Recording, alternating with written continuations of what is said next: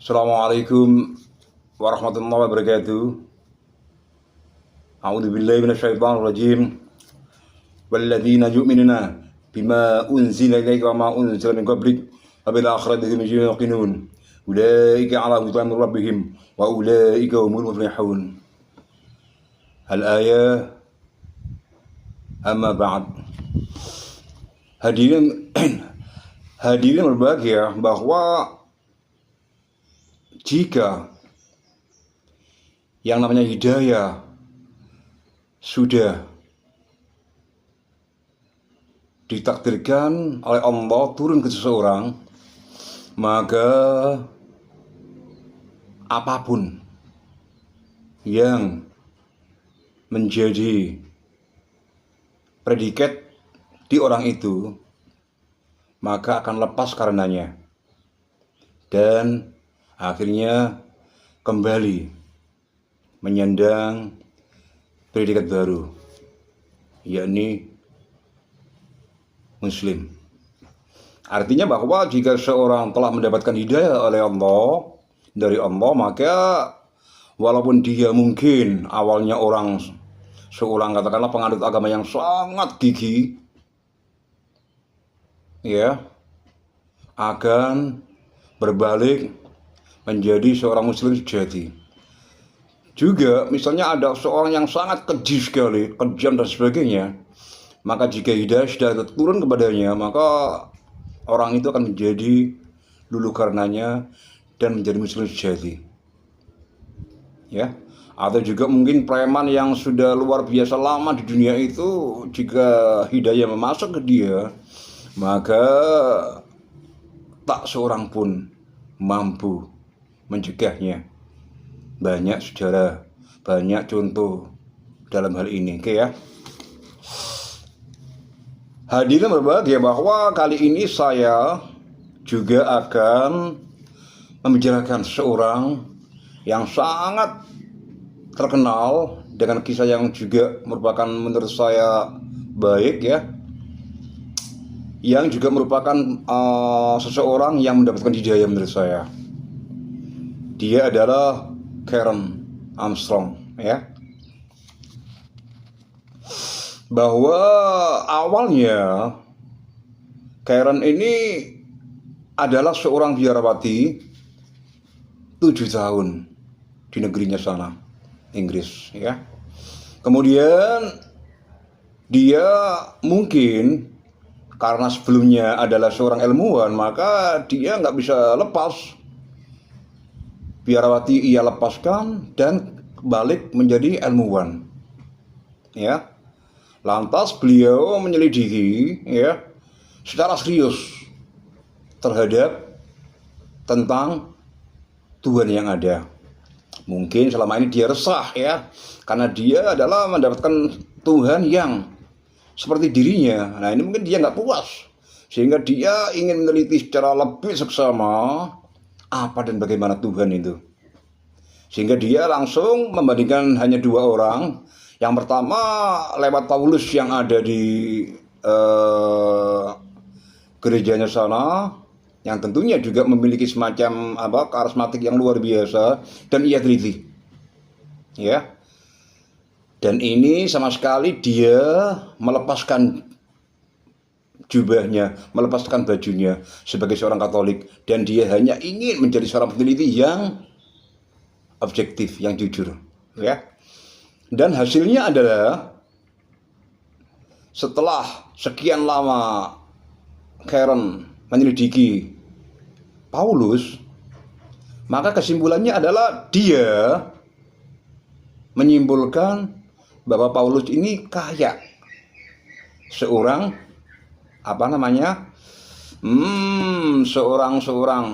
seorang kritikus, ya. Ya. Dan itu adalah merupakan bentuk sebuah laporan penelitian yang menghebohkan TV pada saat itu, yakni acara TV yang kontroversial yang memiliki predikat false Christian, ya. Setelah terjadi penelitian yang luar biasa kontroversialnya, maka sebagai penyeimbang dia meneliti Rasulullah Muhammad SAW, yakni seseorang yang paling menjadi tokoh puncak di sana, ya. Dan penelitiannya menurut kita ya amat sangat luar biasa, ya, amat sangat luar biasa, bahwa pada saat itu penelitian yang ada itu melaporkan bahwa yang pertama kesannya oleh kita pada umumnya adalah dia menjadi seolah-olah pembela Kanjeng Nabi itu sendiri secara kuat sekali, dan juga dia membela Islam habis-habisan. Bayangkan ya, dari sebelumnya seorang Katolik Ortodok, ya, menjadi pembela Islam yang luar biasa. Mungkin karena dia adalah seorang intelektual, maka penelitiannya nggak main-main dan nggak bohong, sehingga mungkin barangkali informasi yang didapat sama pengalaman yang ada selama ini seolah-olah match gitu ya, bahwa Islam memang menurut dia adalah Islam agama yang ia cari selama ini, ya, bukan agama personal yang selama ini ada, Tuhannya kelihatan dan sebagainya, tidak. Tapi dia ingin, ya, mungkin barangkali memiliki Tuhan yang tidak personal yang ia kenal selama ini, mungkin demikian, ya. Dan yang kedua adalah dia di samping menjadi pembela Islam yang luar biasa juga, dia menjawab keraguan orang Barat selama ini terhadap Islam. Karena apa?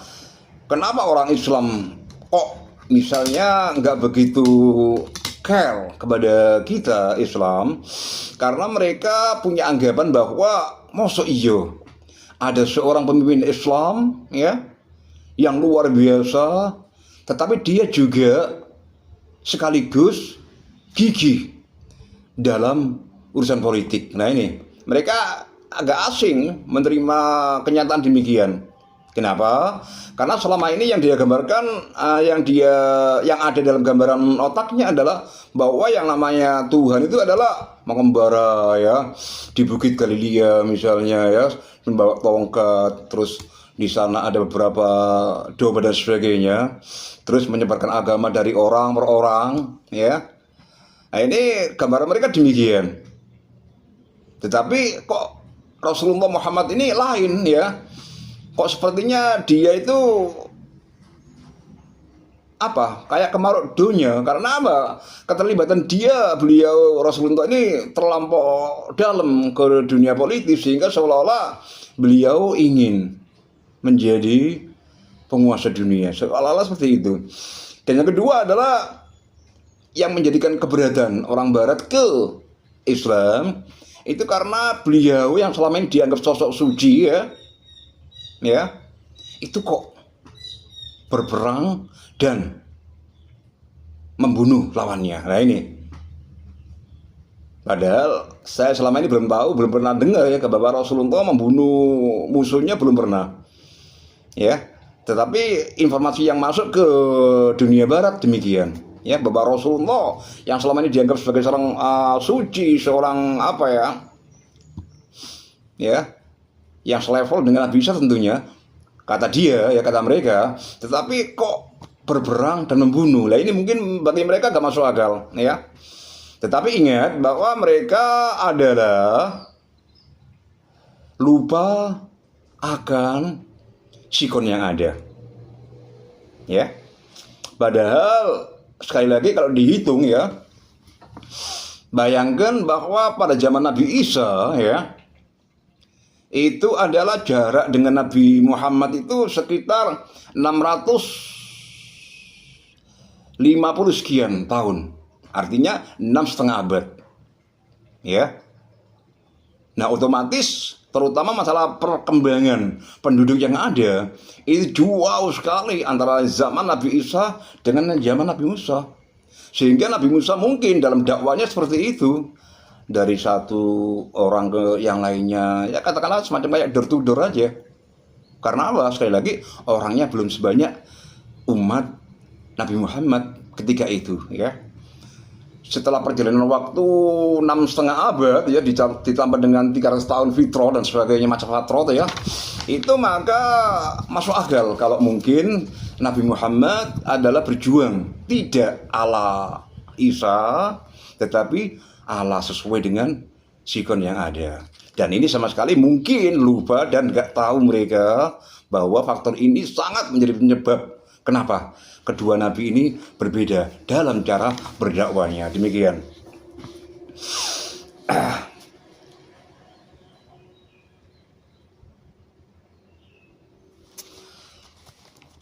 Hadirin berbahagia, kembali kepada masalah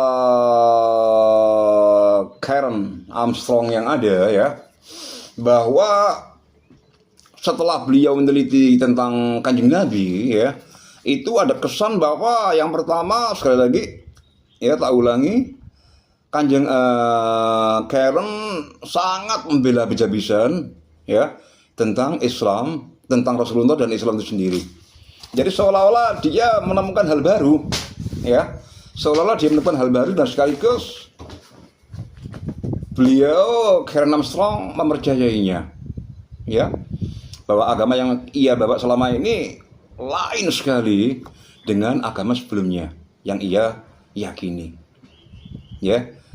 Dan beliau menjawab keraguan orang-orang Barat itu dengan cara yang pertama, bahwa kenapa Kanjeng Nabi terjun secara dalam langsung ke dunia politik. Karena apa? Bahwa kalau mungkin barangkali Rasulullah berdakwah kayak model Nabi Isa, jelas tidak akan tuntas masalah yang ada. Dengan politik dipegang misalnya, maka seluruh seni-seni kehidupan akan terpegang juga, ya. Ibarat ular, kalau Anda pegang kepalanya, maka Anda akan semuanya mendapatkan ular itu sendiri. Sementara kalau mungkin barangkali yang dipegang oleh Kanjeng Nabi misalnya sisi dakwanya aja, maka di sana banyak orang yang zalim segala macam nggak kepegang. Dengan sisi politik dipegang, maka seluruhnya akan menjadi terpegang dan sekaligus bisa menjadikan orang-orang Islam yang selama ini mungkin banyak ketakutan dengan perilaku orang-orang non-Islam yang bengis, kasar, dan tentunya jahat. Maka dengan ini Kanjeng Nabi bisa menyelesaikan seluruh masalah yang ada, yakni orang-orang yang non-Islam menjadi aman di bawah Rasulullah, dan orang Islam yang selama ini mungkin menjadi aman menjadi tentram kehidupan hari-hariannya. Oke. Dan yang kedua adalah kenapa orang Barat senantiasa meragukan, bahkan mencemaskan kenapa Islam, terutama Rasulullah, kok ikut berperang dan membunuh musuhnya. Itu katanya demikian. Lantas Carroll menyebutnya juga bahwa di Islam tidak akan mungkin, istilahnya itu moro-moro membunuh tanpa sebab yang ada.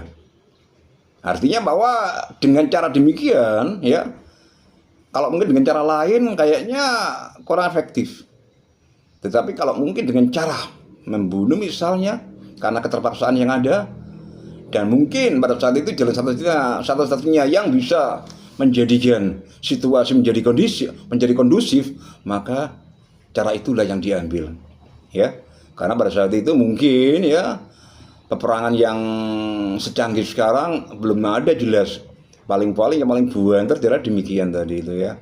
Sehingga Karel menjelaskan hal demikian dengan amat sangat indah, sehingga wong Barat sekaligus, ya, bisa memahami dengan sesama apa dan bagaimana Islam.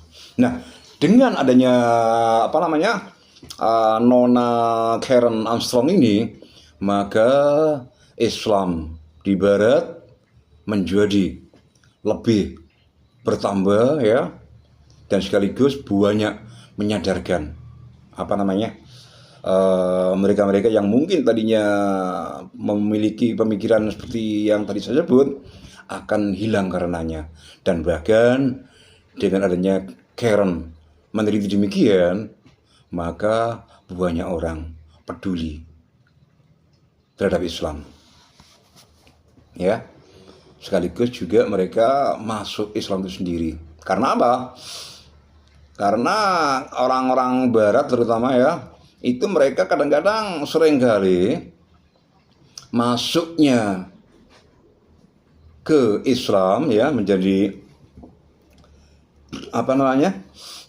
agama baru bagi mereka itu dengan sebuah pemikiran yang radik secara berulang-ulang. Artinya mereka gak moro-moro kayak kita ya, mau mlebu agama karena faktor misalnya Indomie, faktor Sarimi dan sebagainya. Enggak ya. Kalau orang barat sama sekali tidak. Mereka melakukan penelitian juga, melakukan perundungan yang dalam, dan mereka juga melakukan pembelajaran yang dalam pula, sehingga finalnya mereka menyimpulkan ya bahwa ini merupakan benar-benar sebuah pemikiran saya yang objektif. Dan ternyata bahwa mungkin untuk mereka demikian, bahwa Islam lebih unggul dibanding agama sebelumnya. Kira-kira demikian. Hadirin berbahagia, saya ingin juga menyampaikan ya, orang-orang yang memperoleh hidayah dengan penelitiannya, dengan ilmunya. Ya, kenapa demikian?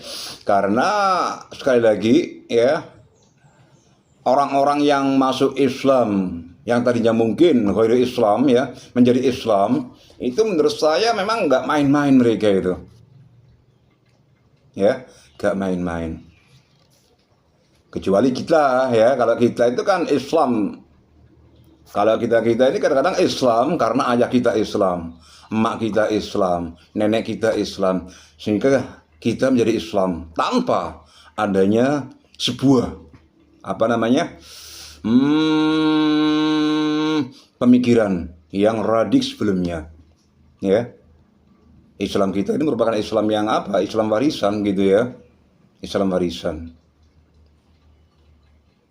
Nah, kira-kira mungkin barangkali ya, Islamnya kita dengan mereka juga akan jauh ya. Kalau Islam mereka adalah karena faktor mencari, kalau kita pemberian. Kira-kira demikian. Oke. Nah, saya juga ingin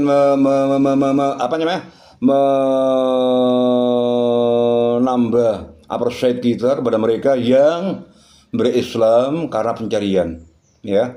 Banyak tokoh yang ada karena itu, dan itu sekali lagi efeknya amat sangat luar biasa ya, amat sangat luar biasa. Kenapa? Karena dengan adanya Islamnya mereka itu banyak orang setelahnya menjadi Islam karena mereka percaya, oh, yang masuk Islam adalah merupakan seorang ilmuwan besar ya, yang tentunya mereka berislam gak main-main ya, gak main-main. Oke. Yang pertama saya ingin menyebut nama, yakni Profesor Keith E. Moore ya. Dan dia itu adalah berislam karena dia menyelidiki sebuah embrio ya. Embrio yang tentunya panjang lebar ya, tanpa pokoknya dia itu menjadi sadar karena embrio. Karena sebelumnya beliau merupakan seorang doktor spesialis embrio, sehingga setelah embrio diteliti dan ternyata cocok dengan Quran yang ada, mereka sangat kaget, dia sangat kaget dan kagum bahkan, dan akhirnya membawa dia kepada Islam. Dan yang kedua adalah Maurice Bucaille ya, orang Prancis. Ini mungkin panjenengan sangat ingat, sangat paham dengan beliau. Kenapa? Karena beliau pernah menulis ya tentang sebuah buku yang namanya apa? Kalau diterjemahkan adalah agama, sains dan apa? Agama, sains dan kepercayaan. Mungkin demikian, saya lupa ya. Intinya bahwa beliau awalnya adalah seorang ahli bedah, ya. Dan dia waktu itu dipercaya oleh pemerintah Mesir membedah jasadnya Fir'aun. Ya, Fir'aun yang musuhnya Musa itu ya. Setelah diteliti, kenapa? Waktu diteliti itu kok banyak garam di sana. Akhirnya hasil penelitian menunjukkan bahwa ternyata benar Fir'aun mati karena tenggelam. Dan sisa air yang ada di tubuhnya itu lama-kelamaan akhirnya berkarat menjadi garam itu sendiri, ya. Sehingga apa yang ada di Islam sama penelitian yang ada itu menunjukkan ya matching yang sangat luar biasa, sehingga banyak dunia barat sana kaget gara-gara kebenaran ini. Dan Maurice Bucaille menjadi seorang ilmuwan yang sangat terkenal pada saat itu dan menjadikan bukunya ya bestseller karenanya. Oke. Yang ketiga adalah Jacques Yves Cousteau, ya, orang Prancis juga. Dia adalah seorang peneliti spesialis oceanologi, oceanographer ya, kalau istilah panggilan orangnya.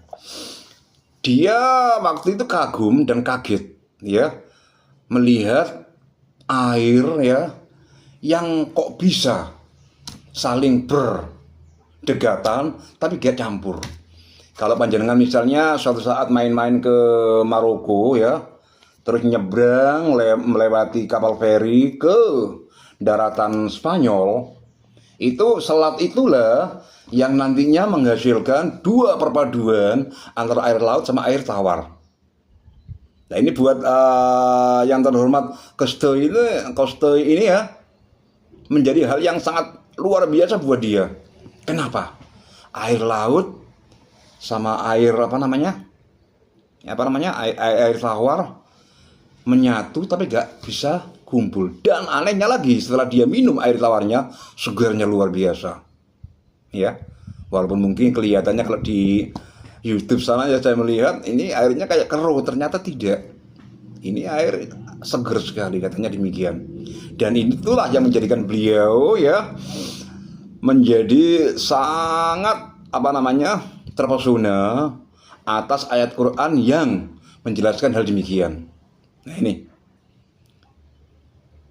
beliau Jacques Yves Cousteau ini kaget, kok bisa dan seterusnya. Akhirnya dia menjadi beriman gara-gara penelitian yang ia lakukan. Kemudian Hilarion Herky ya, yakni juga ini orang keren juga ya. Setelah pasca kejadian ya Twin Tower ambruk ya pada tanggal 9 bulan 11 tahun 2001 ya, ambruknya gedung kembar di Amerika sana.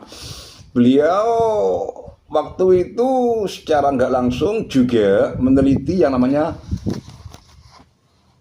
Lailatul Qadar. Nah ini, wah asik ya orang-orang barat ini ya, meneliti hal-hal yang mungkin bagi kita jauh dari itu semuanya. Kenapa? Karena kalau kita ini seringkali menerima agama secara dogmatis, kalau mereka tidak, harus melalui pemikiran, penelitian, kemudian mereka percaya. Nah, kalau mungkin kita waktu itu ya menganggap Lailatul Qadar adalah seandainya mungkin Lailatul Qadar jatuh pada katakanlah malam 25 misalnya, maka kenapa langit menjadi redup ya? Tidak seterang biasanya ya, menjadi redup dan nggak ada angin. Hanya itu aja. Diartikan bahwa langit yang meredup itu merupakan bentuk malaikat naik ke langit semuanya. Dengan demikian maka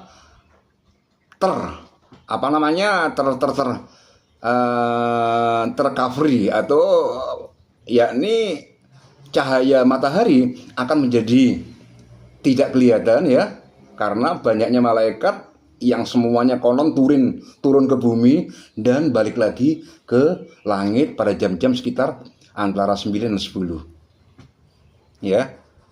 Otomatis pada saat itu pula angin nggak ada karena demikian tadi itu.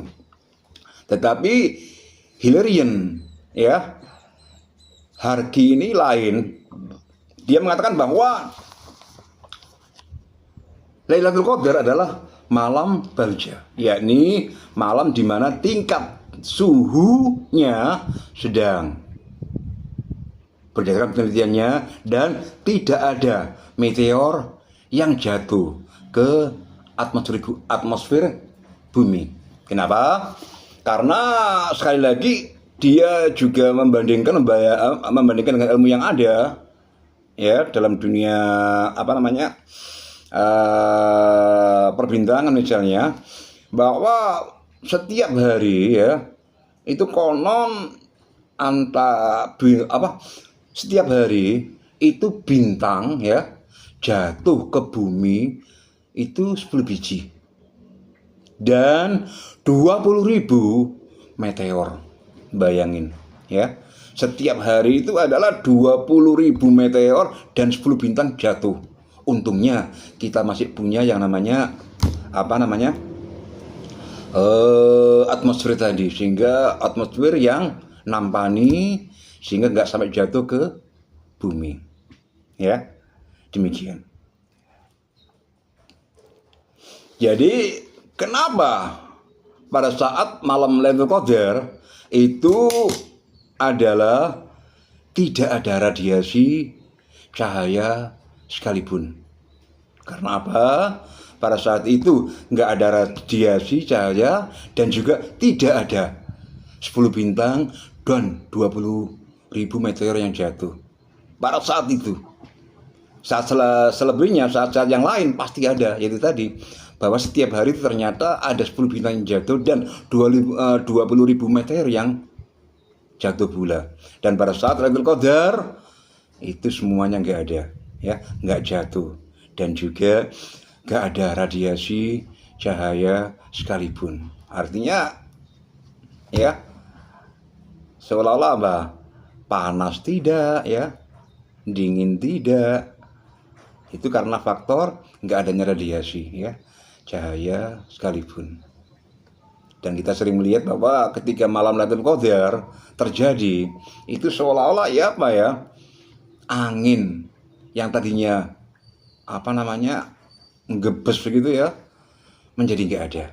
Ini semuanya kalau menurut penelitiannya Hilarion Harki itu masuk akal. Wah, asik ya.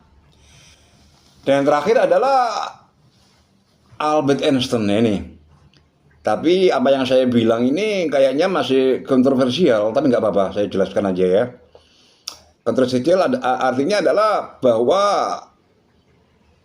ternyata Einstein yang tadinya setelah dia mengucapkan ya bahwa ilmu tanpa agama buta, agama tanpa ilmu lumpuh ya, science without religion is blind, religion without science is lame. Setelah ngomong demikian, konon Einstein berislam ya. Apalagi dia mengatakan bahwa semakin orang berpikir secara radik, maka semakin ketemu dia akan Tuhannya. Ternyata setelah ngomong demikian, konon waktu itu rame Einstein Islam. Ternyata ada yang mengcover tidak. Nah ini masih perdebatan ya. Bahwa saya ingin, karena saya mungkin baca yang pertama, sehingga saya dapat informasi yang pertama pula. Dan yang kedua adalah kenapa Einstein ya. Kenapa Einstein berislam misalnya begitu ya, kalau ini benar.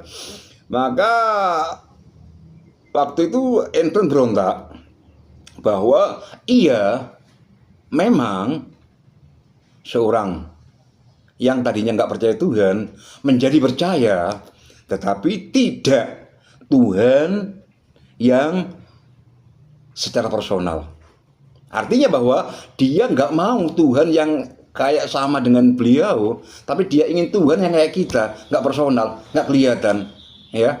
Dan bahkan yang mungkin barangkali enten belum bisa mengatakan dengan sesungguhnya, tapi beliau hanya mengatakan saya tidak mau Tuhan yang personal.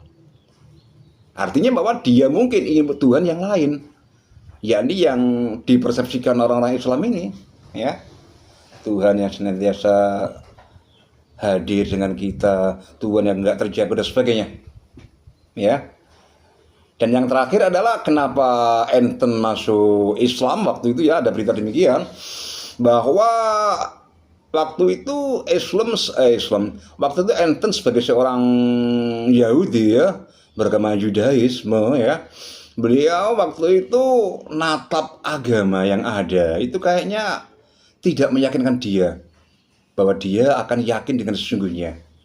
Setelah mungkin dia ke timur, mungkin waktu itu dia mendalami atau mengenal dunia Buddhisme misalnya, nggak cocok, ya.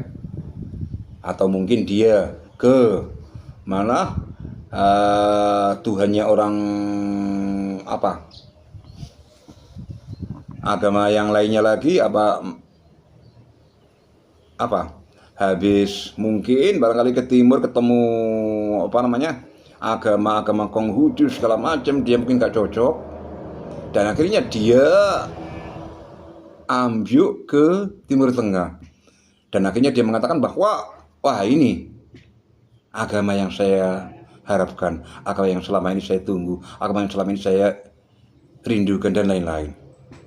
Ya, sekali lagi bahwa informasi ini terus terang aja banyak yang menolak. Kenapa? Karena ternyata Bapak Einstein, ya, belum pernah ada berita resmi mengatakan bahwa beliau adalah mu'alaf, seorang Islam. Ya. Demikian dari kami, dari saya, kurang lebihnya saya mohon maaf. Akhirul kalam, assalamualaikum warahmatullahi wabarakatuh.